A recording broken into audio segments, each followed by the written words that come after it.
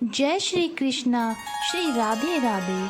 सत्य तो यह है कि हमें किसी व्यक्ति में अच्छाई ढूंढने से भी नहीं मिलती और बुराई बिना ढूंढे ही मिल जाती है, जबकि हमें यह ज्ञात होना चाहिए कि दुनिया के प्रत्येक व्यक्ति को ईश्वर ने बनाया है और किसी व्यक्ति की बुराई करने का तात्पर्य है कि हम ईश्वर की बुराई कर रहे हैं। हर व्यक्ति में कोई ना कोई अच्छा गुण जरूर होता है, बस उसे ढूंढना पड़ता है। जिस प्रकार एक मक्खी शरीर के किसी भी साफ अंग पर नहीं बैठती, वह सिर्फ किसी घाव या जहाँ गंदगी हो वहीं बैठेगी, ठीक उसी प्रकार बुरे लोग किसी मनुष्य की सभी अच्छाइयों को छोड़कर सिर्फ उसकी बुराइयों को ही देखते हैं। याद रखिए, सिर्फ बुरे लोग ही दूसरों की बुराई करते हैं, अच्छे लोग कभी किसी की बुराई नहीं करते हैं। आपकी बुराई 3 प्रकार के लोग करते हैं। पहला, वह लोग जिसे आपकी सफलता नहीं देखी जा सकती है। दूसरा, वह लोग जो आपकी तरह काम करना चाहते हैं लेकिन नहीं कर पा रहे हैं। और तीसरा, वह लोग जो आपको सामने से पराजित नहीं कर सकते, इसीलिए पीठ पीछे बुराई करके आपको बदनाम करते हैं। कभी कभी बुराई करने वाला व्यक्ति बुरा करने वाले व्यक्ति से अधिक पापी बन जाता है। तो आइए एक कहानी के माध्यम से जानते हैं कि बुराई करने वाले व्यक्ति के साथ सदा बुरा ही क्यों होता है। एक बार की बात है, एक प्रतापी राजा था। उसे ब्राह्मणों को भोजन कराने में बहुत आनंद आता था। प्रत्येक दिन वह 100 ब्राह्मणों को भोजन कराने के बाद ही भोजन करता था। एक बार की बात है, राजा 100 ब्राह्मणों के भोजन की व्यवस्था कर रहा था। भोजन बनकर तैयार था। आकाश से एक चील पक्षी एक नाग सांप को पकड़ के उड़ रहा था। नाग सांप अपनी जान बचाने के लिए तड़प रहा था। तभी उसके मुंह से जहर निकला।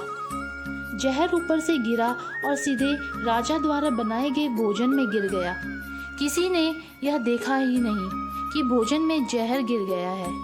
भोजन करने के उपरांत सभी 100 ब्राह्मणों की मृत्यु हो गई। यमराज के दरबार में चित्रगुप्त जब हिसाब किताब करने लगे तो बार बार सोच रहे थे कि मृत्यु का दोष किसके ऊपर डाला जाए। राजा, जिसको पता ही नहीं कि भोजन में जहर है, या फिर नाग, उसे क्या पता उसके मुंह से निकला जहर नीचे उस भोजन में गिर गया है। वह तो अपनी जान बचा रहा था। चील पंछी को दोष नहीं दिया जा सकता क्योंकि वह तो अपना भोजन ले जा रहा था। ब्राह्मण की तो मृत्यु हो गई है, तो किसे दोष डाला जाए। चित्रगुप्त को यह समझ में नहीं आ रहा था, यह सब ब्राह्मण की हत्या का दोष किस पर डाला जाए। 2 दिन बाद राजा अपने राज्य का भ्रमण करने निकला। तभी एक महिला ने बोल दिया कि देखो, इस राजा ने 100 ब्राह्मणों की हत्या कर दी है। और वह महिला उस राजा की बुराई करने लगी। चित्रगुप्त के पास जब यह सूचना गई तो उन्होंने उस महिला के ऊपर 100 ब्राह्मणों की हत्या का पाप डाल दिया। चित्रगुप्त के अनुसार हत्या का दोषी महिला है क्योंकि उसने निर्दोष राजा की बुराई की है। इस प्रकार आप समझ गए होंगे कि बुराई करने वाला ही सबसे बड़ा दोषी बन जाता है। इसीलिए बुराई करते समय काफी सोच समझकर किसी की बुराई करें।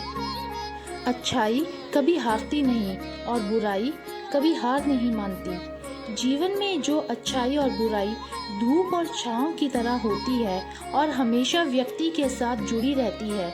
हालांकि सच तो यह है कि अच्छाई के पीछे कोई नहीं जाता, जबकि बुराई के पीछे सभी आकर्षित होते हैं। एक शराब बेचने वाले को कहीं नहीं जाना पड़ता, लेकिन एक दूध वाला हर गली में, हर घर में दूध बेचने जाना पड़ता है। किसी व्यक्ति की अच्छाई पर बात करनी हो तो शायद ही कोई बोलता हो। कहने का तात्पर्य है कि सभी खामोश रहेंगे, लेकिन किसी की बुराई करनी हो तो गूंगे भी बोल पड़ते हैं।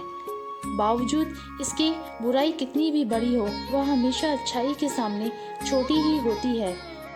यदि आपकी कोई बुराई करता है तो आप उसके लिए क्या करें? इसका सीधा जवाब है कि आप उसके विरुद्ध कुछ ना करें, क्योंकि कोई व्यक्ति जब दूसरों की बुराई करता है तो वह खुद अपना चरित्र स्पष्ट करता है, सबकी नज़र में गिर जाता है। आपका वह कुछ नहीं कर सकता। आप अपना कार्य करते रहे। ना कि अपना स्पष्टीकरण दे और ना ही उससे बहस करके अपना समय बर्बाद करे। एक कहावत है, जो कुछ काम करेगा उसी से गलती हो सकती है और जो कुछ नहीं करेगा उससे कुछ गलती कैसे होगी। बुराई पर चलने वाले को जिंदगी में कुछ भी हासिल नहीं होता, जबकि अच्छाई की राह पर चलने वाले को लोग हमेशा याद रखते हैं। सही माने में बुराई व्यक्ति के कर्मों से जुड़ी होती है। बांस एक ही होता है, जिसे कोई बांस का तीर बनाकर किसी को घायल करता है, तो वहीं दूसरा व्यक्ति उसकी बांसुरी बनाकर उसके जरिए मधुर रस घोलता है। तो आइए जानते हैं कि जीवन में बुराई से बचने के लिए आपको क्या करना चाहिए। जीवन में जो लोग आपके साथ बुरा करते हैं या आपकी बुराई करते हैं, उनके साथ ना अच्छा करो और ना ही बुरा, सिर्फ उनसे दूर रहो। हमेशा दूसरों की भलाई बहते हुए पानी की तरह करते रहिए। एक दिन ऐसा आएगा कि बुराई खुद ही नदी में बहने वाले कचरे की तरह किनारे लग जाएगी।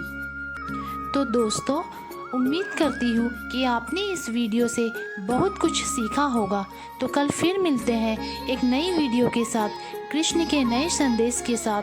तब तक आप अपना ध्यान रखिए। जय श्री कृष्ण। श्री राधे राधे।